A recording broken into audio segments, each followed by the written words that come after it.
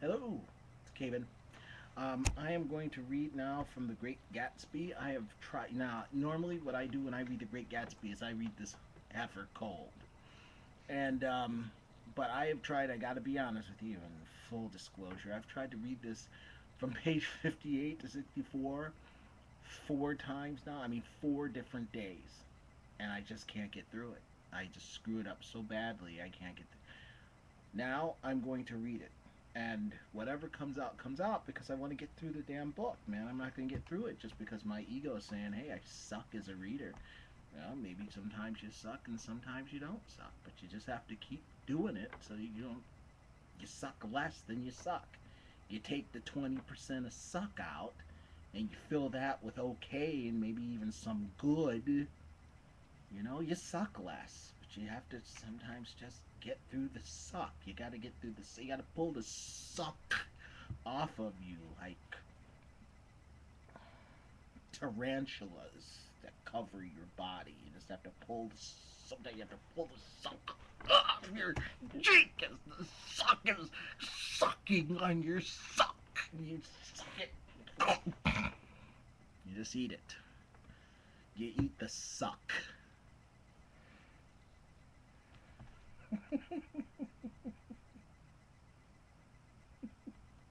Oh, fool, I shall go mad. All right, so starting with this is the end of Jay Gatsby's party. Nick Carraway is saying goodbye to Jay Gatsby. Jordan Baker has already left. Um, it's much later than Nick wanted to be there, but still. Rather a shame that on my first appearance I had stayed so late.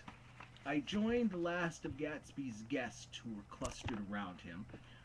I wanted to explain that I'd hunted for him early in the evening and to apologize for not having known him in the garden.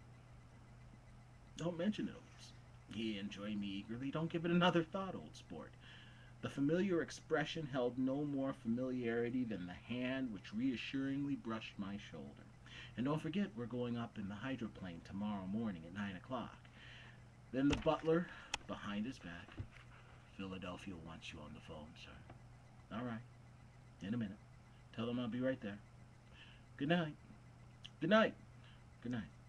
He smiled, and suddenly there seemed to be a pleasant significance in having been amongst the last to go, as if he desired it so all the time. Good night, old sport. Good night. But as I walked down the steps, I saw that the evening was not quite over. 50 feet from the door, a dozen headlights illuminated a bizarre and tumultuous scene. In the ditch beside the road, right side up, but violently shorn of one wheel, rested a new coupe which had left Gatsby's drive not 2 minutes before. The sharp jut of a wall accounted for the detachment of the wheel, which was now getting considerable attention from half a dozen curious chauffeurs. However, as they had left their cars blocking the road, a harsh, discordant din from those in the rear had been audible for some time, and added to the already violent confusion of the scene. A man in a long duster had dismounted from the wreck and now stood in the middle of the road, looking from the car to the tire and from the tire to the observers in a pleasant, puzzled way. See, he explained, he'll went in a ditch. The fact was infinitely astonishing to him, and I recognized first the unusual quality of wonder and then the man. It was the late patron of Gatsby's library. How did it happen? He shrugged his shoulders. I know nothing about whatever about mechanics, he said decisively. But how did it happen? Did you run into the wall? Don't ask me, said Owl Eyes, washing his hands of the whole matter. I know very little about driving, next to nothing. It happened, and that's all I know. Well, if you're a poor driver, you oughtn't try driving at night. But I wasn't even trying, he explained indignantly. I wasn't even trying. An odd hush fell upon the bystanders.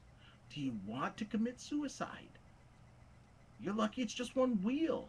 A bad driver and not even trying?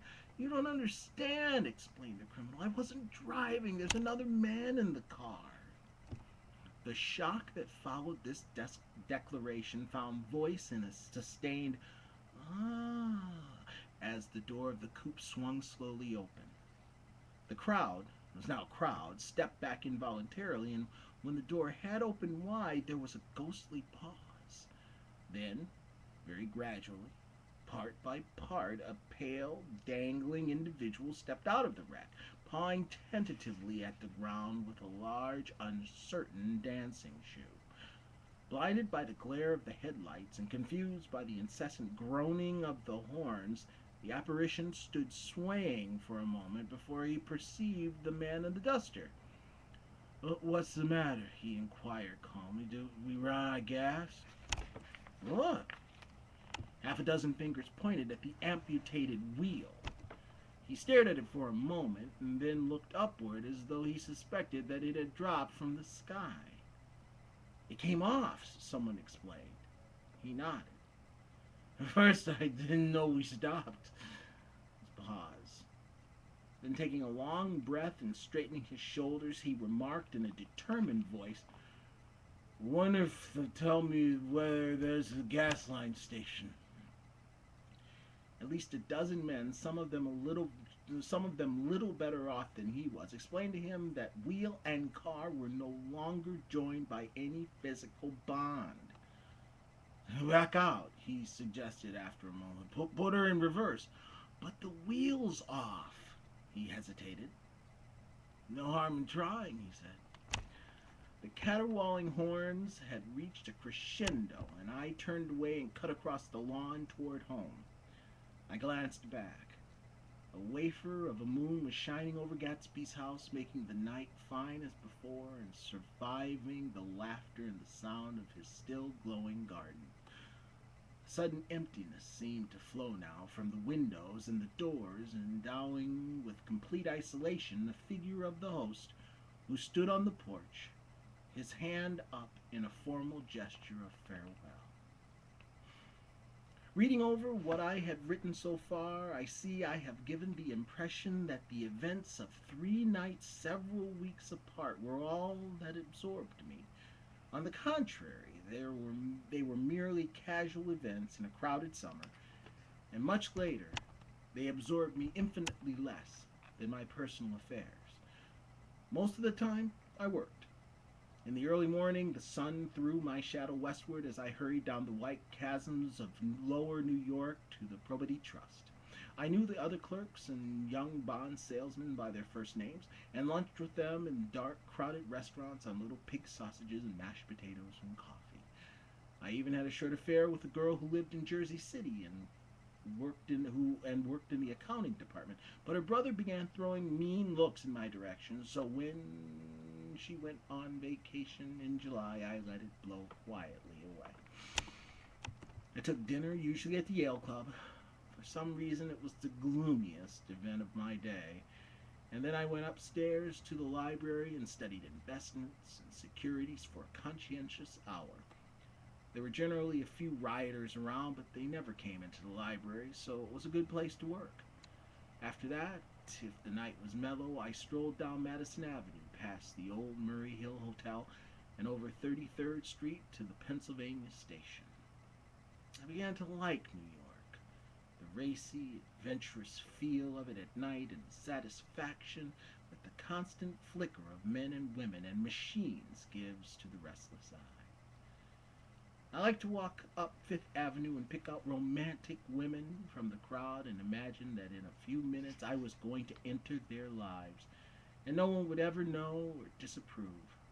Sometimes, in my mind, I followed them to their apartment on the corners of hidden streets, and they turned and smiled back at me before they faded into a door. Sometimes in my mind I followed them to their apartments on the corners of hidden streets, and they turned and smiled back at me before they faded through a door into warm darkness. At the enchanted metropolitan twilight, I felt a haunting loneliness sometimes, and felt it in others. Poor young clerks who loitered in front of windows, waiting until it was time for a solitary restaurant dinner. Young clerks in the dusk, wasting the most poignant moments of night and life. Again, at 8 o'clock, when the dark lanes of the 40s were 5 deep with throbbing taxi cabs bound for the theater district, I felt a sinking in my heart. Forms leaned together in the taxis as they waited, and voices sang, and there was laughter from unheard jokes, and lighted cigarettes outlined unintelligible gestures inside. Imagining that I too was hurrying toward gaiety and sharing their intimate excitement, I wished them well. For a while, I lost sight of Jordan Baker, and then in midsummer I found her again. At first I was flattered to go places with her, because she was a golf champion and everyone knew her name. Then it was something more. I wasn't actually in love, but I felt a sort of tender curiosity. The bored, haughty face that she turned to the world concealed something. Most affectations conceal something eventually, even though they don't in the beginning. And one day I found what it was. When we were on a house party together up in Warwick, she left a borrowed car out in the rain with the top down, and then lied about it. And suddenly I remembered the story about her that had eluded me that night at Daisy's. At her first big golf tournament, there was a row that nearly reached the newspapers, a suggestion that she had moved her ball from a bad lie in the semi-final round. The thing approached the proportions of a scandal and then died away. The caddy retracted his statement, and the only other witness admitted that he might have been mistaken. The incident and the name had remained together in my mind. Jordan Baker instinctively avoided clever, shrewd men, and now I saw that this was because she felt safer on a plane where any divergence from a code would be thought impossible. She was incurably dishonest. She wasn't able to endure being at a disadvantage. And given this unwillingness, I suppose that she had begun dealing in subterfuges when she was very young in order to keep that cool, insolent smile turned to the world and yet satisfy the demands of her hard, jaunty body. It made no difference to me. Dishonesty in a woman is a thing you can never blame deeply. I was casually sorry, and then I forgot. It was on that same house party that we had a curious conversation about driving a car. It started because she passed so close to some workmen that our fender flicked a button on one man's coat. "You're a rotten driver," I protested. "Either you ought to be more careful, or you oughtn't drive at all." "I am careful." "No, you're not." "Well, other people are," she said lightly. "What's that got to do with it?" "They'll keep out of my way," she insisted. "It takes two to make an accident." "Suppose you met someone just as careless as yourself." "I hope I never will," she answered. "I hate careless people. That's why I like you." Her gray, sun-strained eyes stared straight ahead, but she had deliberately shifted our relations, and for a moment I thought I loved her. But I am slow-thinking and full of interior rules that act as brakes on my desires, and I knew that first I had to get myself definitely out of that tangle back home. I had been writing letters once a week and signing them "Love, Nick," and all I could think of was how, when that certain girl played tennis, a faint mustache of perspiration appeared on her upper lip. Nevertheless, there was a vague understanding that had to be tactfully broken off before I was free. Everyone suspects himself of at least one of the cardinal virtues, and this is mine. I am one of the few honest people that I've ever known. End of chapter 3.